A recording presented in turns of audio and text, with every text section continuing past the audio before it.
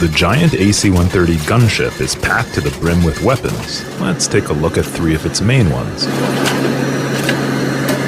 This is the Gau-23A. It's a 30mm Bushmaster cannon adapted for use in the gunship. It gets a rate of fire of 200 rounds per minute.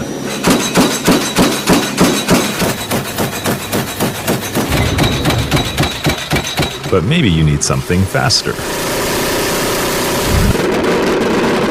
This is the Gau-12 Equalizer.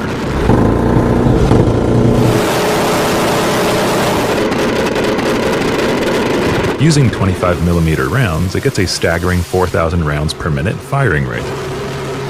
Perhaps a heavily armored tank appears though, or a fortified structure. Time to bring out the big guns. This is the infamous M102 howitzer.